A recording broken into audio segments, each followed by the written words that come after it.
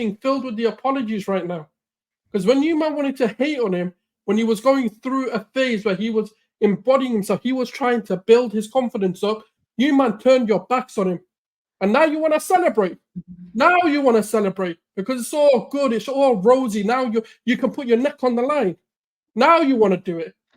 Nah. You know what? The apologies are shut. You ain't getting none. You're out of the club. Yeah, Havertz, I've been saying it to people. Give the man time and he will deliver.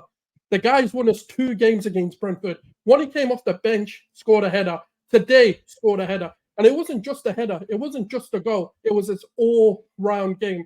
Minute 1 to minute 90, this guy wanted it. This guy has been wanting it for the past few games. This guy from midfield to attack, whatever he's been asked to do, he's delivered. His defensive numbers have been up there. His attacking numbers are now coming up there. This guy is sensational of a signing. This is the reason why Arteta wanted him, because he is a Swiss Army knife. You want him to do different things. He's coming deep. He's coming into the attack. He's being a nuisance in both ends. Now he's starting to drive with the ball. He's starting to make those forward passes. He's starting to make that attack really click.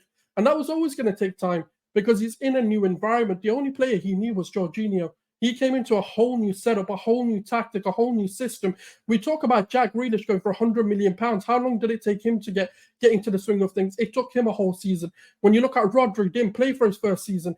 When you look at these players that come into these tactically now systems, it takes time. He's been at Chelsea where there are no tactics, there are no football, there is no football being played at Chelsea. And you want him to come into a side that is so complex and your role is so defined and just do it from the get-go. This is what a Kai Havertz is when he's got confidence. And I'm telling you, this is the beginning of what Kai Havertz is bringing. I said this about Martin Odegaard, and now people are starting to see it. And I'm going to say this about Kai Havertz. This is unlocking his foundation level. This isn't even Kai Havertz at his best. There is so much more to come from him. And I'm telling you, this guy is going to be the most clutch player at Arsenal in the coming years. This guy is going to win us so much more than just a league title. And I'm telling you, he's going to be pivotal in the coming years to win us European success.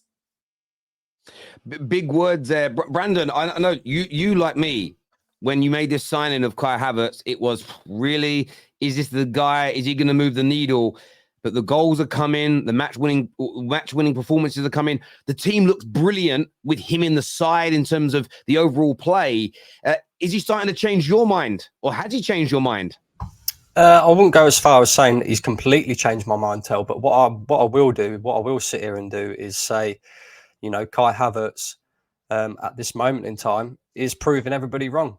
And that's all you want from a player who, you know, at the beginning of his start at Arsenal, a lot of people were criticising, not just me, not just Lee, you know, a lot of rival fans, a lot of Arsenal fans were saying, really, Kai Havertz, £65 million? Are you sure about that? Right now, you know, you have to sit there and say, well done, Kai Havertz. I think, you know, since the turn of the year, he's improved every single game that he's played. I think he was one of the standout performers again today. Like Saul said, his overall play was very good. His hold-up play, his link-up play, he's starting to show us, you know, the basics that we expect him to do, but he's doing them to a very good standard. So, you know, big up to him. He got the goal as well, that won us the game.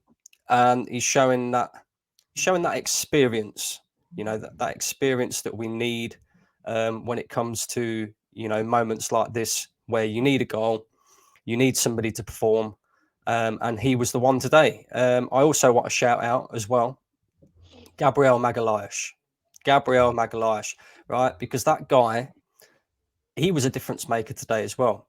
You know, Brentford, they come to the Emirates, they try to bully us. That's what they were doing today. They were doing the bully boy tactics, holding on to players, pulling people down, you know, trying to time waste. Gabriel was having none of that. Gabriel is a leader and a fighter in this Arsenal team.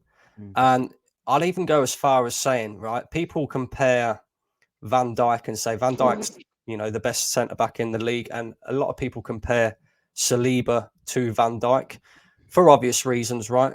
But I actually think Gabriel, aside from Van Dijk maybe, has been the best centre-back in the league for the past 12 months. Easy. That guy has been such a difference maker, not just in the defensive side for Arsenal, but also in terms of scoring goals as well.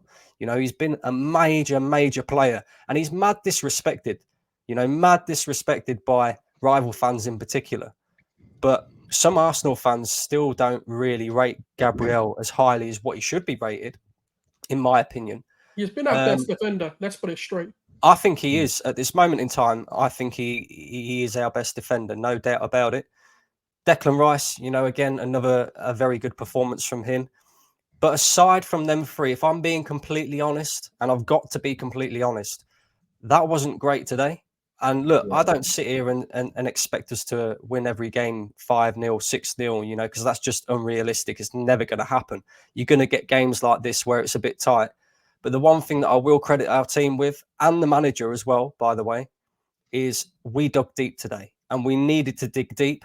And that's what title contenders do. That's what potential title winners have to do sometimes in games like this. People will look at it, say it's Brentford, you know, they're 17th. They're fighting against relegation. They've not been great this season. And it doesn't help when you've got clowns like Aaron Ramsdale gifting goals as well. You know, I think that's his Arsenal career done, personally. And I'd be quite happy to see the back of him because, again, I'll hold my hands up and say, you know, the beginning of the season, I was sitting there thinking, is Raya and Ramsdale actually that much difference between them? I think we see it today. And no, again, that's harsh, man. That's harsh. It might be harsh. No. Let's be absolutely real. Ramsdale this season with 2 games could have had 2 assists. But guess what? Trossard and Nelson decided they didn't want to finish. Now, when you look at it, but you don't know the outcome. No, 1 second. He made a mistake. Raya's made a mistake. That Ukrainian roadrunner chipped him. What about that? If we're going to call out singular mistakes, let's call it straight. They both make mistakes. Keepers make mistakes, but we can't now say that's the back of him or that's it. I want him sold. Because if that's the energy we're keeping, I want that for every single player. Oh yeah, 100%. So look, you know me, yeah. I say it as it is, and I say as I think it is. Right with Ramsdale, he's already come out in interviews and said I struggle to concentrate. That to me today was a lapse in concentration by him yet again. Right, and okay. Second half, he picked it up. We can even sit here and say, look, he made potential match-winning saves for us in that second half. So it kind of balances itself out. But the one thing that we can say as well is that he has these errors in him. Okay, you know, Raya, you know, got chipped. He's made errors as well this season. But, you know, with Ramsdale, I don't know what it is with it. It's the concentration. I want to find that question out that you put there, Brandon. Like, did those 2 saves in the second half? Does that atone? Because they for me, for you guys, they felt like match-winning saves. If those goals go in, you're 2-1, 3-1 down. Yeah. No, I agree, Tel. You know, it atones for the mistake that he made. But, you know, at the same time, how many times have we seen him make these errors? But he's only played 5 games this season, and I think you're just being sentimental by picking that one mistake. You know, like picking that one little error. Of course, he made a mistake, blatant mistake. Any goalkeeper should not make that kind of mistake. Definitely. Okay, but can I just say, right? Can I just say, everybody's sitting here now saying, "Oh well, he's only played 5 games, blah blah blah, this season. You know, it's an error. He atoned for it. Blah." Let's just say, for argument's sake, yeah. We didn't go on to win that game and we dropped points. Everybody would be sitting here. Don't lie to me and say you wouldn't.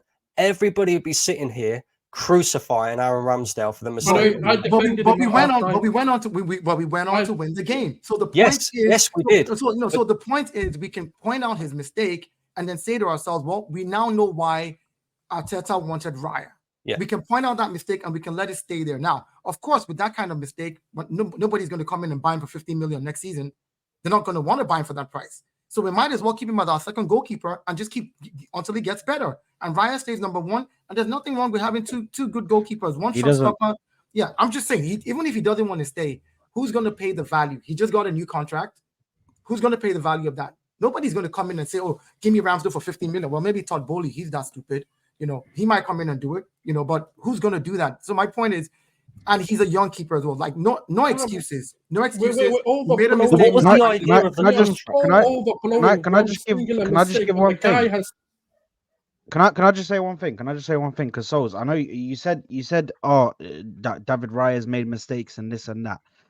David Raya making mistakes, you can accept that a bit more. than Ramsdale. And I'll tell you why. I'll tell you the reason why.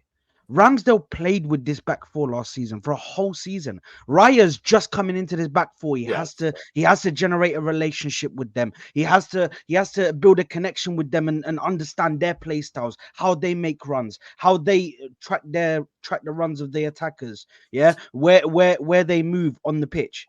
Yeah, but when Ramsdale comes in and he's played with these centre backs, I'm sorry, but bro, you can't be making